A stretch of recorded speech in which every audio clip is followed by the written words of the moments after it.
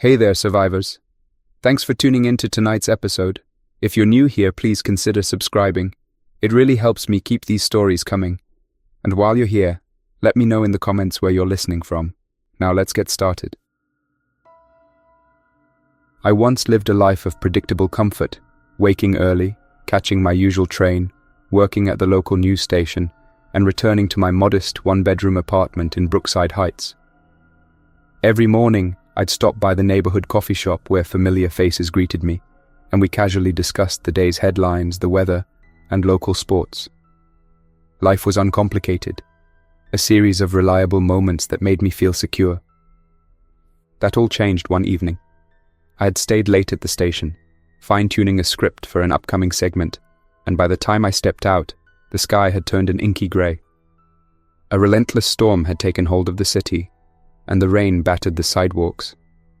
I hurried to board the next subway train, seeking shelter from the downpour. Inside the crowded car, something felt off. I noticed the quiet exchange of worried looks among the passengers. In one corner sat a man clad in a worn hooded jacket, who was clearly struggling with a cough he couldn't quite hide. His discomfort wasn't something he could mask completely, and those around him instinctively shifted away, covering their faces as if trying to avoid an unseen threat. In that moment, it was clear that the routine I had always depended on was unraveling into something entirely unexpected. I recall that ride vividly because I later learned that was the last normal moment I ever had in my life. For the next few days, the news station exploded with emergency alerts. Rumors circulated about a fast-spreading illness, though nobody had official data yet.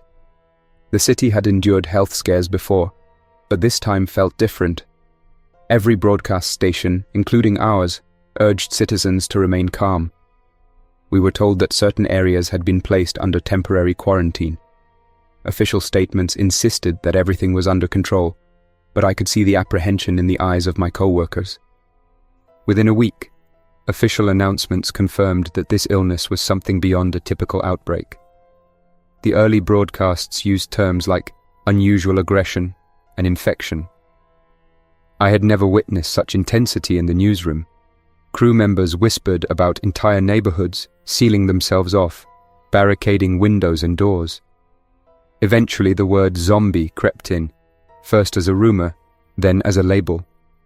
Viewers started calling in, sharing accounts of unsettling sightings, people with vacant gazes, moving in unnatural ways, fixated on attacking anyone who got too close. It seemed like scenes from a horror film, except the fear in everyone's voice was all too real. We tried to maintain professionalism at the station, but it was impossible to ignore the road closures, cancelled events, and endless sirens. Helicopters buzzed overhead, shining spotlights on the streets below. My supervisor, Diana Lowe, attempted to keep us focused on broadcasting accurate updates. She was a no-nonsense woman with a calm demeanor. Even she had trouble hiding the worry in her voice when we went live.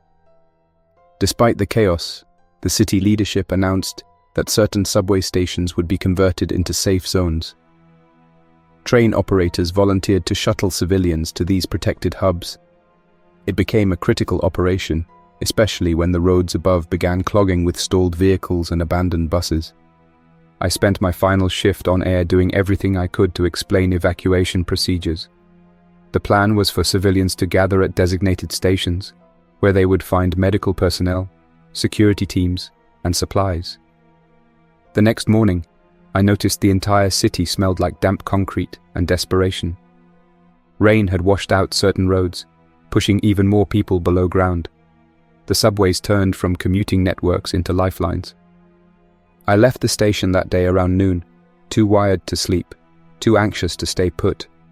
I only had one goal: reach the nearest safe station. The place I chose was Burlington Station, 2 stops from the main city hub. Officials had promised a strong security presence there. I packed a small duffel with essentials, 2 changes of clothes, protein bars, a flashlight, and a set of radio batteries. On my way out the door, I grabbed my old press pass and phone charger, hoping to keep some link to the outside world. When I arrived at Burlington Station, I met a volunteer named Morgan. She wore a yellow vest marked Community Response and introduced herself as a nurse from St. Augustus Hospital. She had a wide smile despite the obvious strain in her eyes. Morgan guided me through the checkpoint, where a few local security officers were stationed. One of them, Officer Daniels, took down my information, scanned my identification, and advised me to remain in the waiting area. He offered a bottle of water and some reassurance that help was on the way. While I waited, I observed hundreds of people crowding the corridors.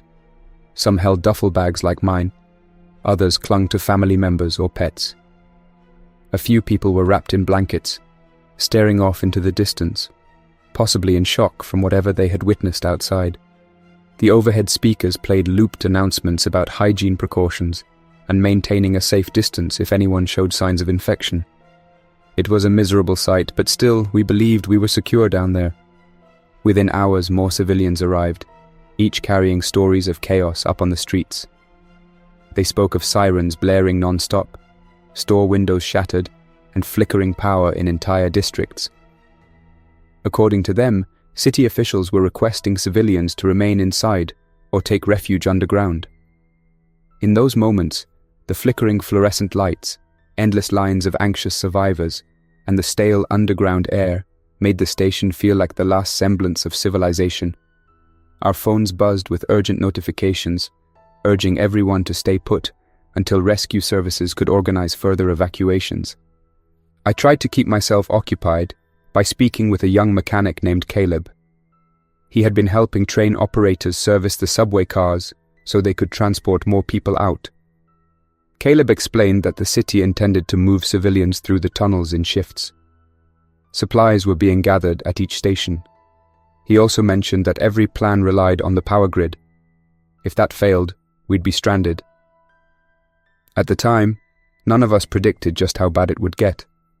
On the second day, the staff posted new guidelines on the station's walls. The text was clear.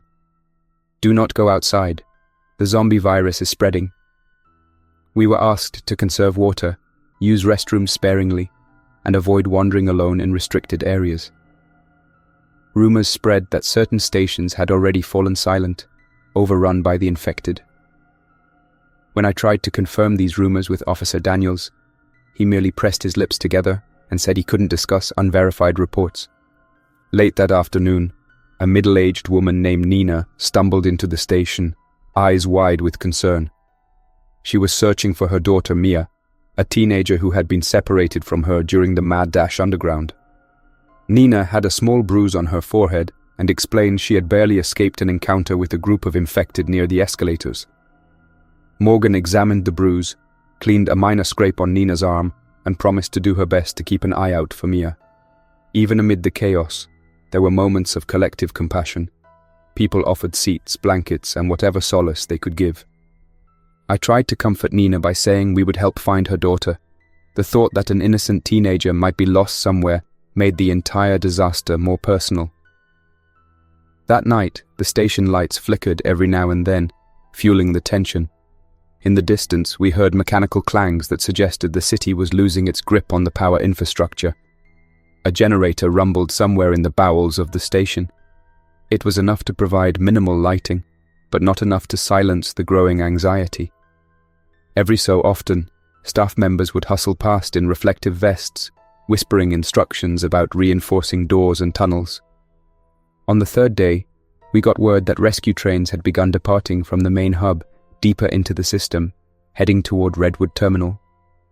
From there, some were rumored to continue toward the outskirts of the city, possibly venturing beyond the quarantined areas.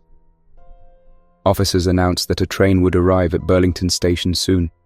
Immediately, hundreds of people pressed toward the edges of the platforms, forming lines that extended into the corridors. I joined the mass, my duffel slung over my shoulder, and decided to remain close to Nina so we could keep an eye out for Mia together. Morgan stood nearby, trying to guide people calmly. The tension in the crowd intensified with each passing moment.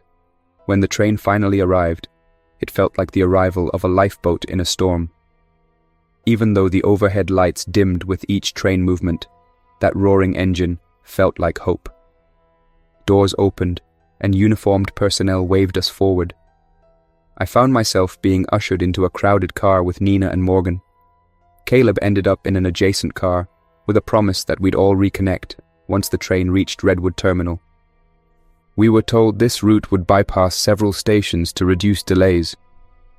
As the train lurched forward, the automated announcement system repeated safety reminders, though it cut in and out. Sitting on those orange plastic seats with so many frightened individuals around me felt surreal. I noticed how everyone clutched personal belongings, wedding rings on necklaces, precious family photos, or battered backpacks.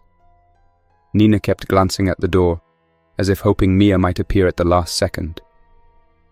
Morgan was scanning the crowd for any signs of an injury or unusual demeanor. Officer Daniels stood near a door, one hand on his radio, the other resting near the sidearm on his belt. As we approached the next station, Anders Central, we heard a harsh screech, followed by frantic chatter on Officer Daniels' radio. The train slowed, and some of us peered out the windows. The platform was in disarray. Suitcases and abandoned sleeping bags were scattered everywhere. We glimpsed shadowy figures moving near the far end. Someone flipped a spotlight in that direction, revealing the silhouettes of the infected. They seemed to be scouring the dark corners, searching. Even from inside the train, we could sense the urgency of the situation. The train's driver announced that the station was compromised, and we would not be opening the doors. Tension skyrocketed. Some passengers called out, asking if anyone was left alive in that station. But we had no way to find out. The train powered through, leaving Anders Central behind. Everyone stared out the windows until the darkness of the tunnel swallowed the view. We relied on the overhead lights inside the train, which flickered ominously. An older man in a tattered jacket softly asked if we had enough fuel to make the final journey. Another passenger shushed him, not wanting to add to the growing sense of dread.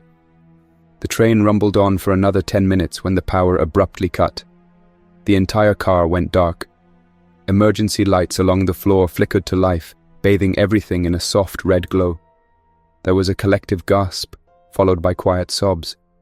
The driver's voice echoed through the speakers. "We have lost primary power, attempting to switch to backup." We all sat still, bracing ourselves for any sign of movement. Then the train rolled to a stop. A moment later, all lighting went out. We were immersed in total darkness. For a few seconds, nobody spoke. Then flashlights clicked on, illuminating pale, frightened faces. Officer Daniels used his radio to contact the front. The driver's reply was muffled by static.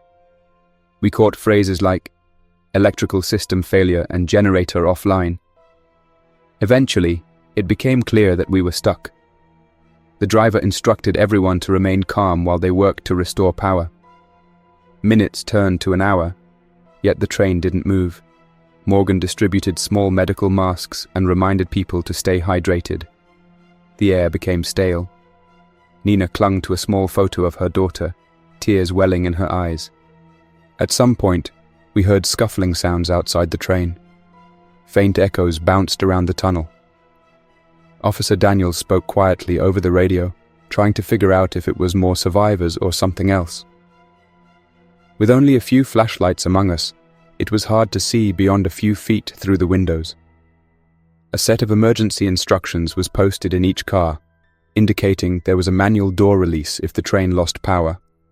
However, stepping onto the tracks was never recommended unless absolutely necessary.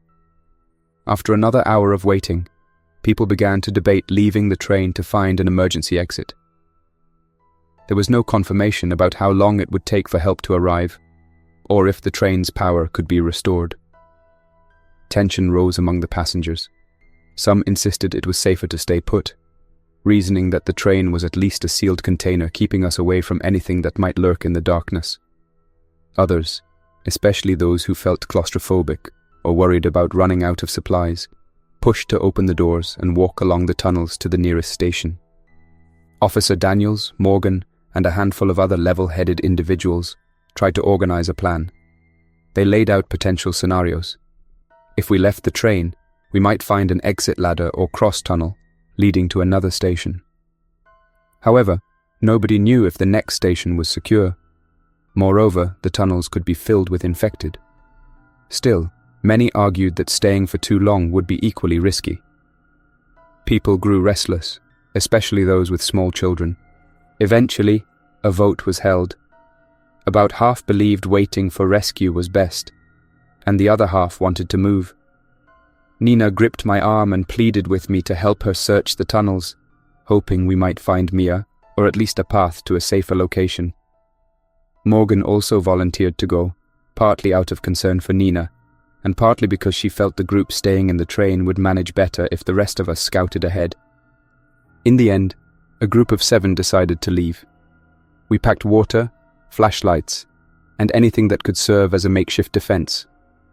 Officer Daniels insisted on going along to maintain order and keep the group safe.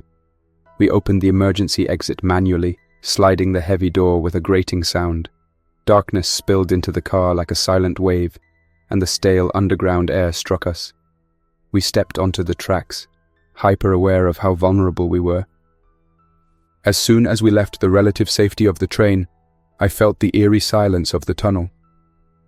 Water dripped from overhead pipes, forming shallow puddles along the tracks.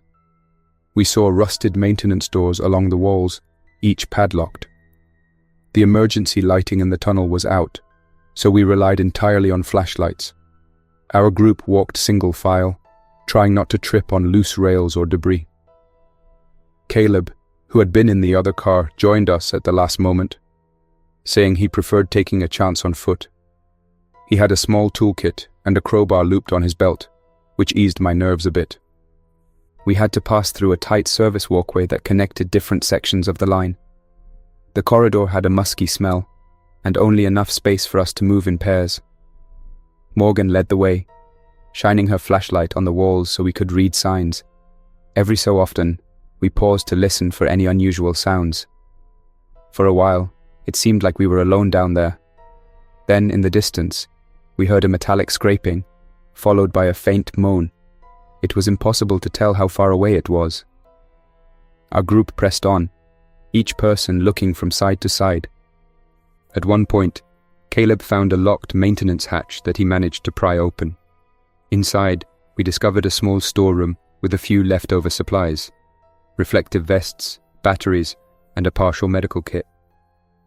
Morgan took the kit, grateful for bandages and antiseptics. Nina whispered that she hoped Mia might have found a similar place to take shelter. The mention of her daughter's name brought a hushed silence to our group. We continued through the tunnel for another half hour, guided by a few glow sticks Officer Daniels had found. Their greenish light gave an otherworldly hue to the surroundings. The station walls had graffiti and chipped paint, remnants of a world that felt long gone. At times, an echo of water dripping caused us all to freeze in place, hearts thrumming with anticipation. But we pushed forward, determined to find a way out. Eventually we saw a faint light around a bend. We approached cautiously, uncertain whether it came from an emergency fixture or something else.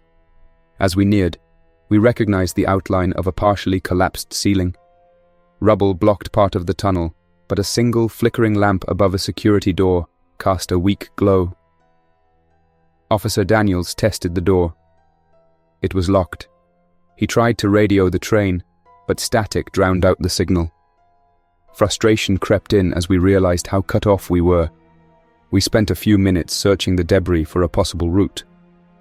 While rummaging through twisted beams and broken concrete, Morgan discovered a side passage that seemed to bypass the collapsed area.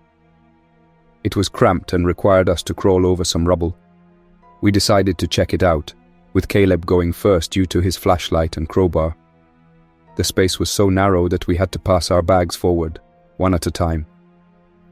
About 15 feet in, the passage opened into a storage hallway that branched left and right.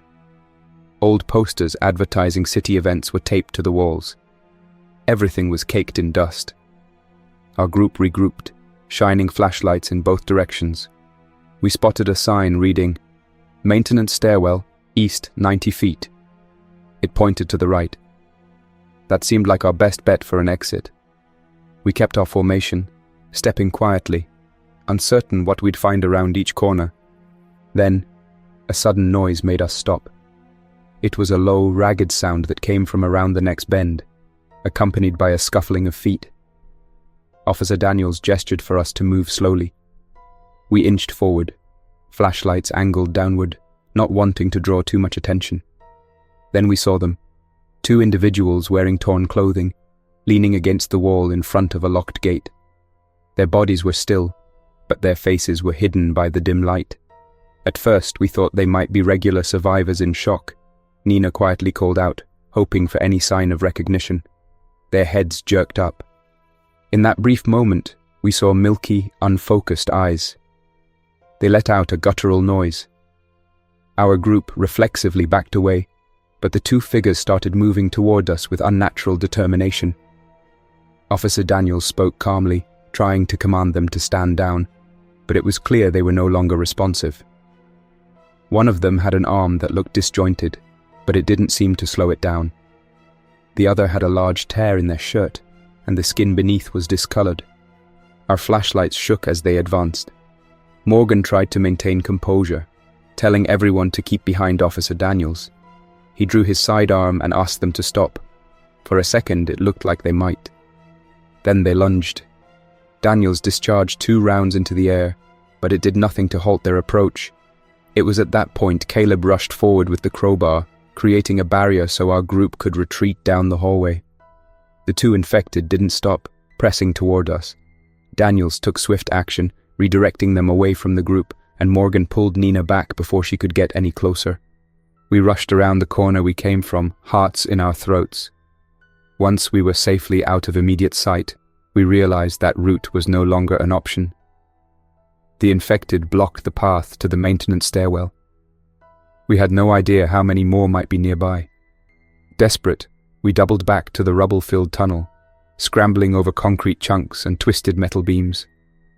After several attempts to navigate the collapsed area in the dark, we found ourselves on the opposite side of the rubble from where we started, though we weren't sure if we had gone in a circle or actually found a new path. Gradually, we made our way to a place where the tunnel opened up enough for us to stand upright. I could see battered benches, indicating this might have been an abandoned service area. The overhead lights were out, save for a single emergency lamp flickering near a bench. Officer Daniels and Morgan checked on Nina, who was shaking from the near confrontation. Caleb knelt by a broken vending machine, trying to pry it open for any leftover snacks. Every so often, we heard muffled moans in the distance. While searching the area, I noticed an old map pinned under shattered glass on the wall. It showed a network of tunnels, color-coded lines, and station markers. A note had been scribbled across one of the lines, "Flooded, do not enter." Another note read, "Exit S2, leads to surface." S2 was 2 corridors away, if the map was accurate. I called over Daniels, who quickly studied the layout. Hope sparked in his voice as he considered the possibility of leading us to that surface exit. Our group decided to try for S2. We moved carefully, staying together. Along the way, the floor became slick with water seeping from overhead pipes. A musty odor lingered in the air, probably from mold and stagnant moisture. At each intersection, we paused to listen for movement. At one turn, we found a shattered overhead light with wires dangling precariously. A piece of signage indicated we were nearing S2. Adrenaline pushed us forward. When we finally reached the S2 exit door, it was locked with a heavy deadbolt. We used our remaining crowbar leverage to try to snap it. Caleb applied pressure until the metal started to bend. Morgan found a maintenance rod to help. After a few attempts, the lock gave way with a loud snap. We collectively exhaled, feeling a hint of relief. We opened the door and discovered a concrete stairwell spiraling upward. Faint sunlight leaked down from above, implying that somewhere at the top there was an opening to the surface. We ascended, stepping over debris, wary of every echo. The steps were cracked in some places, forcing us to watch our footing. Nina kept glancing upward, as if the next landing might finally reunite her with Mia. At a landing near the top, we found a metal gate that had been wedged shut with wooden planks.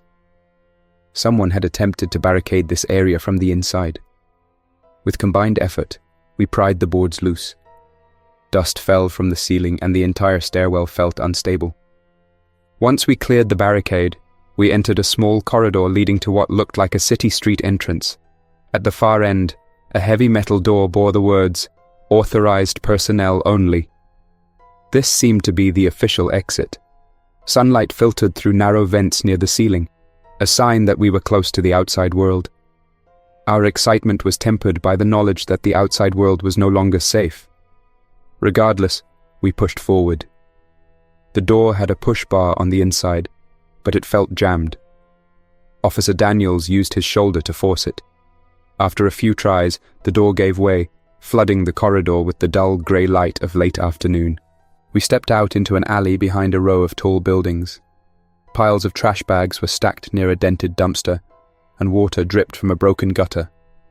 The city skyline loomed overhead, overshadowed by a thick haze. The streets beyond the alley were eerily silent, though we could faintly hear emergency sirens in the distance. A few broken windows hinted at the disorder that had taken over. Our group huddled together, uncertain whether we were safer out here or back in the tunnels.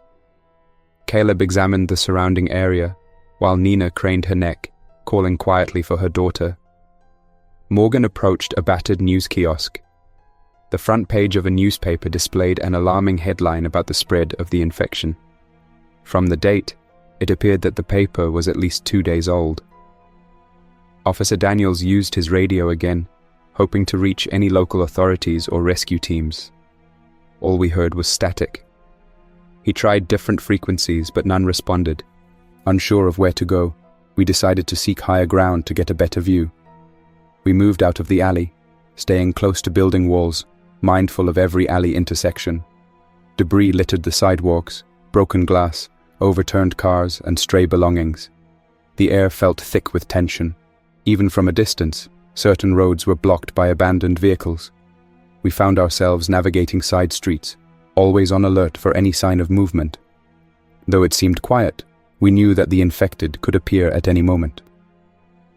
Morgan suggested we try to find an apartment building or a hotel with multiple floors. If we could get to a rooftop, we might spot any sign of an active rescue effort. We saw a tall brick building with a sign that read Tyler Suites. Its windows were mostly intact. The front door hung off its hinges, but we saw no immediate movement inside. Our group formed a tight formation and entered the lobby. Furniture was overturned, and bits of plaster had fallen from the ceiling. A faint beep echoed from somewhere deeper in the building, possibly an alarm that never got turned off. We located a stairwell and began the trek upward. On the second-floor landing, we passed a corridor lined with apartment doors. Some were ajar, revealing living spaces that looked hastily abandoned. Photographs, half-packed suitcases, and scattered personal items lay on the floor. Out of respect and caution, we didn't linger. Nobody wanted an encounter with any infected that might be lurking inside. Finally, we reached the top floor. A metal ladder led to a hatch marked Roof Access. The hatch was locked, so Caleb used his crowbar again. After some effort, it creaked open. We climbed onto the rooftop, greeted by a sight of the city that left us speechless. Smoke rose from various sections of the skyline. Helicopters hovered near the commercial district, shining spotlights on empty streets. Occasional bursts of emergency lights blinked from far away, but we couldn't see any organized military presence, at least from our vantage point. It was as if the entire city was in a state of suspended chaos. Nina gazed out, searching for any hint of her daughter. She clutched that small photo with trembling hands. Morgan tried to scan the rooftops with binoculars she had taken from the storage room earlier. Officer Daniels paced near the roof's edge, muttering plans about finding a police station or a possible safe zone. Caleb looked exhausted, crouching by a vent, crowbar in hand. We were all trying to process what we had seen and what our next steps would be. I approached the roof's ledge to get a better look at the major streets below. Cars were jammed bumper to bumper. Some had their doors open, left in the middle of the road. Stray pieces of paper blew between them. There were no large groups of people, no lines of evacuation buses, Everything seemed deserted. It made me question whether we were truly the only ones left in this sector. At that moment, Morgan's radio crackled. A garbled voice tried to break through the static. We all rushed towards her, hopeful for some sort of communication. The voice was faint but distinct enough that we caught certain words. Relocation, quarantine, Redwood terminal. Daniels grabbed the radio, but the signal faded. It was enough to confirm that Redwood terminal was still an objective for rescue teams. We had planned to get there by train, but now it appeared we'd have to do it on foot. We spent the next hour discussing plans. The group decided that traveling above ground might be just as dangerous as returning to the tunnels. However, Redwood Terminal was rumored to be the final staging point for evacuations.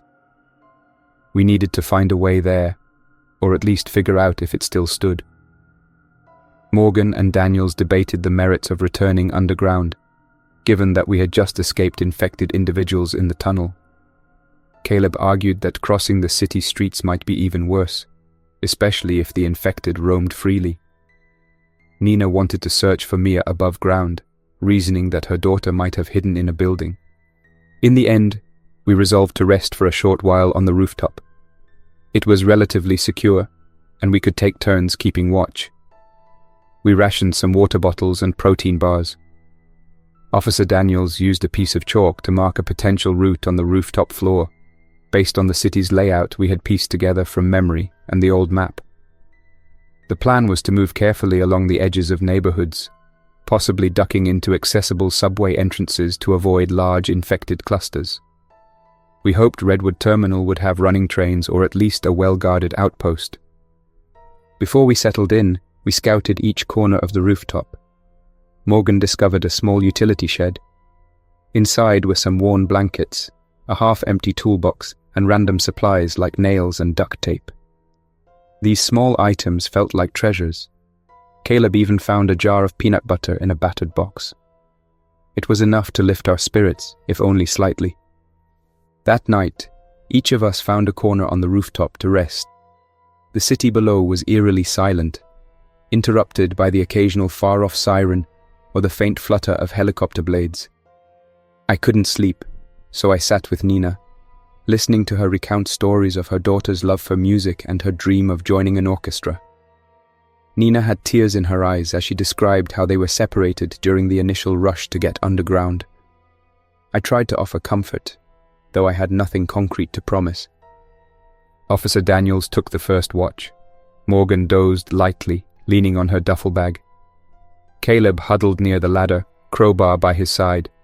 The night air felt cold against my face. I kept replaying the moment we had to leave the train, wondering if it had been the right choice. Memories of the infected figures blocking our path came back to me. I realized how quickly everything had spiraled from an organized evacuation effort to this desperate race for survival. At some point, I must have drifted off. Morning arrived with a pale, overcast sky. We gathered what little we had, prepared for a risky journey across the city. As we lowered ourselves back into the building, I kept thinking about the tunnels. The memory of that darkness, the flickering lights of the train, and the throngs of terrified passengers had etched itself into my mind. I wondered if any help had reached them, or if more infected had poured in. Part of me felt guilty for leaving them behind, even though there seemed no other way. We exited Tyler Suites through a side entrance, stepping onto a cracked sidewalk. Patches of weeds grew through the concrete. Wind rustled loose paper scraps, swirling them around our feet. We kept ourselves low, trying to remain inconspicuous. Several blocks away, an intersection was blocked by toppled vehicles. Broken glass littered the pavement. As we approached, we saw no immediate movement, but we stayed vigilant. Further down, a sports utility vehicle had ploughed into a street lamp, its trunk still half open with scattered luggage on the ground. Our group adopted a silent system of hand signals to communicate. If anyone saw something suspicious, they would raise a fist. If it was clear, they would wave forward. This quiet approach saved us from a direct encounter when we glimpsed several infected near an abandoned gas station. They shuffled aimlessly among the pumps, occasionally looking around, as if searching for signs of life. We crouched behind a tall hedge until they wandered off, then continued past the station on a parallel street. In this manner, we covered multiple blocks. We tried to check every now and then for open shops or clinics that might contain supplies, but many doors had been forced open. Shelves were ransacked. We found only a few stray items, like a small can of fruit and a single roll of medical gauze. Morgan was particularly careful to use some antiseptic on every small cut or scrape any of us sustained. She emphasized that any wound could become a problem without proper treatment. As we reached a commercial district, we saw a large building that used to be a department store. Its massive glass entrance was shattered, shards covering the lobby. We decided to carefully explore it, hoping there might be a staff area with a first aid cabinet. The interior felt cavernous and silent. Mannequins lay tipped over, some missing limbs. The escalators were frozen in place, lights off. Our footsteps echoed softly against the tile floor. While we navigated deeper, we stumbled across another group of survivors. They were huddled near what looked like a makeshift barricade of metal shelving. Immediately, we called out in a calm tone, identifying ourselves. They emerged cautiously, a man and a woman, both appearing exhausted. They introduced themselves as Thomas and Marisol. They had tried to leave the city by car, but got stuck in a traffic jam near the center. They made it on foot to this store and had been hiding for days. They warned us that large numbers of infected had been seen in the area, especially near the main roads. Officer Daniels explained our plan to reach Redwood Terminal. Thomas and Marisol asked to join us. We agreed, realizing that sticking together increased our chances. Their presence added new worries, though. We had limited supplies, and more people meant more resources needed. Still, leaving them behind wasn't an option. With our expanded group, we exited the department store through a side exit. The cityscape ahead looked like a series of concrete canyons, each street lined with idle vehicles.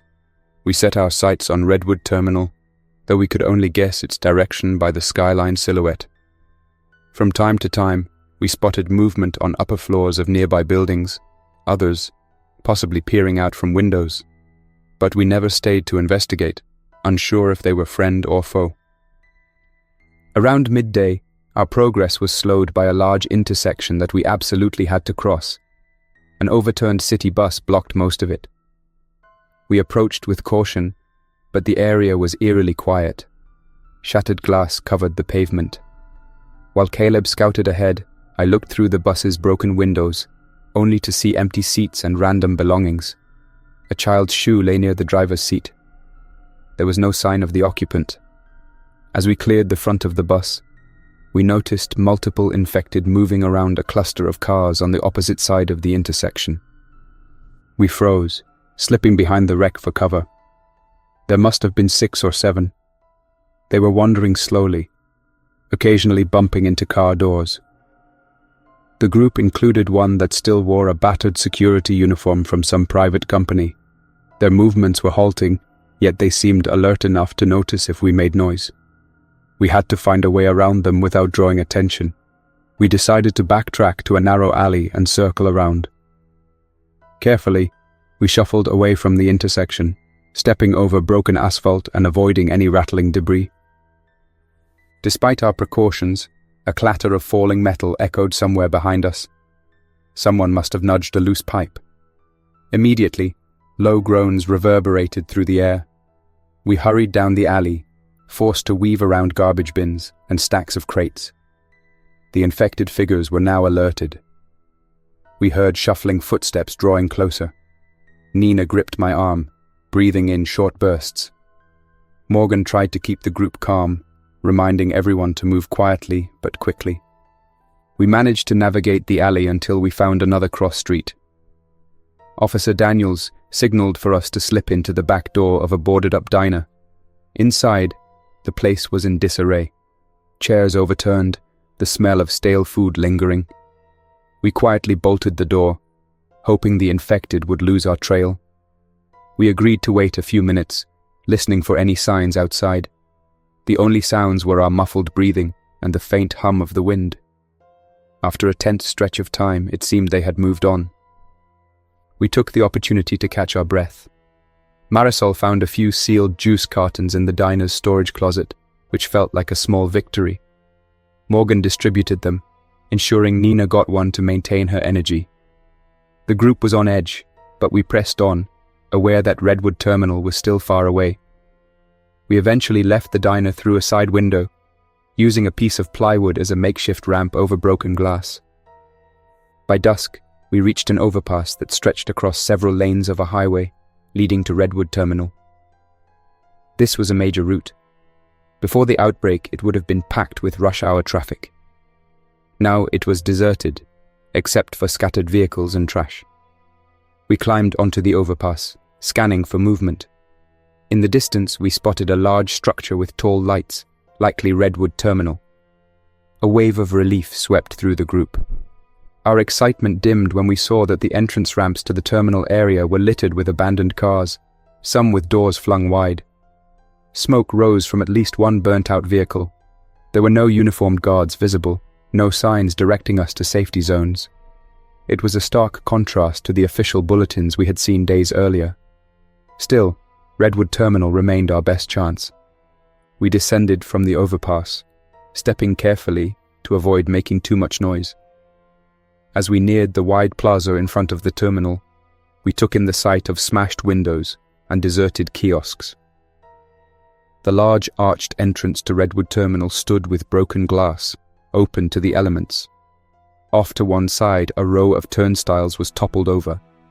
Discarded suitcases, boxes of supplies, and tattered banners lay strewn about. It looked like an evacuation effort had been attempted but never finished. Thomas and Caleb led the way inside, scanning the shadows with flashlights. A hush fell over us. The ticket counters were vacant. Rows of plastic seats sat empty. A few flickering overhead lights provided minimal illumination, revealing corridors that led down to the subway lines. We whispered to each other, deciding to explore carefully in search of any remaining staff, rescue teams, or working trains. Officer Daniels took the radio out, but it produced nothing but static. We split into smaller pairs to cover more ground, agreeing to regroup near the main lobby in a short while. Morgan and Nina moved toward what looked like a medical post sign. Caleb, Thomas, and Marisol checked the supply area. Officer Daniels and I took a corridor marked Track 3-4, scanning for any sign of a functional subway car. The entire terminal smelled like old dust and faint chemicals, possibly from spilled cleaning supplies. As Daniels and I ventured deeper, the corridor lights went out completely. We relied on flashlights again. The track area was wide, with tall ceilings. Metal staircases led down to the platforms. We tested the steps, which creaked slightly under our weight. At the bottom, we saw 2 trains parked with doors open. They appeared lifeless, no sign of active power. A few overhead lamps flickered, casting the large space in sporadic illumination. I called out softly, hoping maybe someone was working to restore power. There was no reply. We could hear water dripping from overhead. Then, from somewhere beyond the far end of the platform, a faint clang echoed. We exchanged glances, uncertain if it was just a random noise or something more. Officer Daniels motioned for me to hold position while he moved ahead. I stayed back, shining my flashlight along the length of the train cars. Most windows were dark, but the occasional reflection of my beam made it difficult to see if something was inside. Suddenly, Daniel stepped back into view, pressing a finger to his lips. He flicked his flashlight off. I did the same, letting our eyes adjust.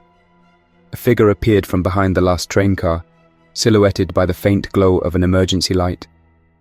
It seemed to be a single individual, hunched over. They stumbled, as if unsteady. We couldn't tell if they were infected or a weary survivor. Daniels gestured for me to stay still. The figure let out a low groan. We slowly retreated up the platform steps, not wanting to draw attention. Once back in the corridor, we carefully retraced our steps to the main lobby. We found the rest of the group already there, each with similar stories of deserted areas and occasional noises. Morgan had discovered evidence that the medical post was used recently. Some wrappers, a half-empty saline bag, but no people.